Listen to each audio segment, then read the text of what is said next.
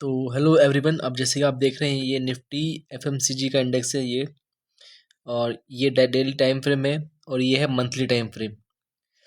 अब जैसे कि गोल्ड बढ़ रहा है, सिल्वर बढ़ रहा है। अब जब वो रुकेगा तो फिर एक टाइम पीरियड में वो कुछ ज़्यादा रिटर्न नहीं देगा तो लोग स्टॉक्स की तरफ आएंगे। तो इस दौरान कौन कौन से सेक्टर्स हैं जो अच्छा परफॉर्म कर सकते हैं? तो मेरी नज़र में अभी ये निफ्टी एफएमसीजी का सेक्टर है। इसमें कुछ स्टॉक्स हैं जो अच्छा परफॉर्म कर सकते हैं।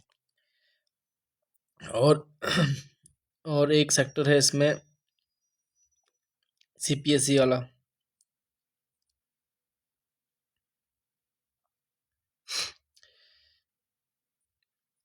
ये देखो, ये यहाँ से इतना ऊपर से नीचे तक गिर चुका है काफ़ी, और ऊपर बढ़ने की कोशिश की और यहाँ पर इसने बेस बना रहा है एक पूरा। अगर अच्छा कुछ स्टॉक्स हैं जो बढ़िया बेस बना चुके हैं और अगर उनमें ब्रेकआउट मिलता है तो वो अच्छा परफॉर्म करेंगे।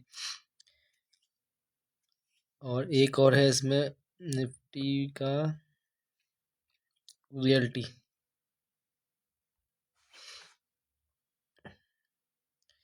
निफ्टी का रियल्टी भी देखो कितना अच्छी सेलिंग इसमें आ चुकी है। ऊपर के लेवल से काफ़ी नीचे आ गया है और फिर ऊपर वापस कोशिश करी, फिर नीचे आया। अगर ये यहाँ से बाउंस बैक मिलता है इसको, यहाँ से कहीं से भी इनको कभी कुछ भी अगर बाइंग आती है तो कुछ स्टॉक्स में काफ़ी अच्छी बाइंग आएगी जो काफ़ी अच्छे रिटर्न देंगे। कुछ महीनों में बहुत बढ़िया रिटर्न मिल जाएगा।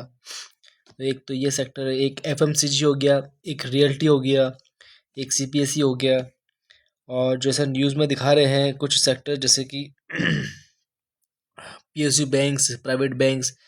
अब आप देखो इसमें पीएसयू बैंक्स, ये प्राइवेट बैंक्स का बैंक का है। ये इतना वैसे ही काफ़ी हाई पे चल रहे हैं।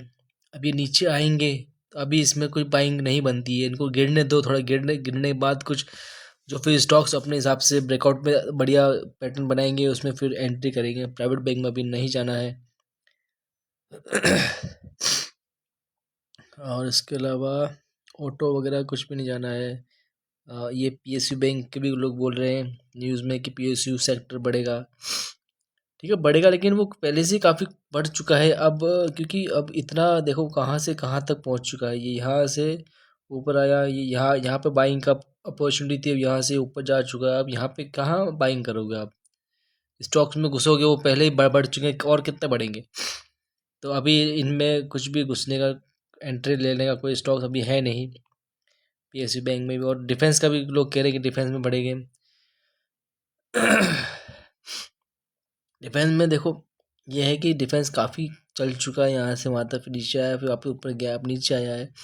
अब यहाँ या तो ये डिफेंस में अगर एंट्री करते हो तो कुछ स्टॉक में एंट्री आपको मिल भी जाएगी, लेकिन वो आपको टाइम पीरियड से मारेंगे। वो बेस बनाएंगे काफ़ी टाइम तक एक ही रेंज। अब जैसे देखो ये यहाँ से अगस्त से लेकर 2026 तक, जनवरी 26 तक, ये देखो एक रेंज बना रखी है पूरी। ये इसी रेंज में घूम रहा है, कुछ ज़्यादा बड़ा रिटर्न नहीं दिया है। तो ऐसे वो आपको मारेंगे टाइम से। आप डिफेंस में एंट्री कर लोगे तो इनको या तो और नीचे गिरे ये, और नीचे गिरने के बाद बेस बनाए, अच्छा उसके बाद फिर ऊपर जाएगा तो इसमें एंट्री बनती है। तो निफ्टी डिफेंस हो गया।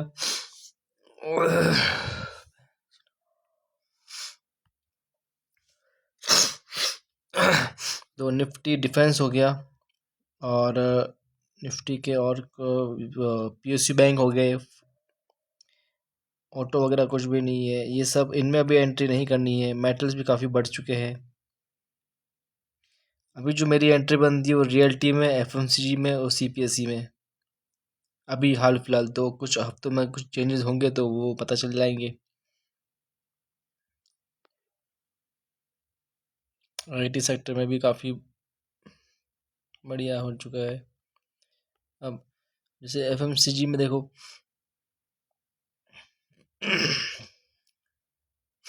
इसमें काफ़ी अच्छी बाइंग आई थी, फिर सेलिंग आई, फिर बाइंग आई, फिर वापस सेलिंग आ रही है। तो यहाँ पे कुछ स्टॉक ऐसे हैं जो सही से बेस बनाएंगे तो वहाँ से बिल्कुल लो से अगर पकड़ पाएंगे तो बहुत अच्छे रिटर्न मिलेंगे। देखो कितनी अच्छी बेस, ये बेस बना के पूरा इनने बिल्कुल सेलिंग कर दी। अब नीचे यहाँ पे बेस बन जाएगा, फिर उसके बाद बाइंग करेंगे। तो इसलिए अभी निफ्टी एफएमसीजी में, निफ्टी रियल्टी में और निफ्टी सीपीएसई में बाइंग का अपॉर्चुनिटी है। और एक इसमें है निफ्टी मीडिया। निफ्टी मीडिया बहुत ज़्यादा सेलिंग आ चुकी है, बहुत ही ज़्यादा अच्छी खासी सेलिंग चल रही है, तो इसका बिल्कुल बाइंग तो कहीं बन ही नहीं रहा है इसका, देखो ज़्यादा कुछ है नहीं। बाकी इसमें देखते हैं कुछ अगर इस लेवल के आसपास कुछ बनेगा, कुछ कुछ हफ्तों में अगर और सेलिंग आती है और फिर बेस बनता है तो निफ्टी मीडिया में भी कुछ स्टॉक ऐसे हैं जो अच्छा रिटर्न दे सकते हैं। तो अभी के लिए यही है सेक्टर्स, किन किन में एंट्री करनी है, किन में नहीं, और बाकी कुछ होगा तो और बता दूंगा।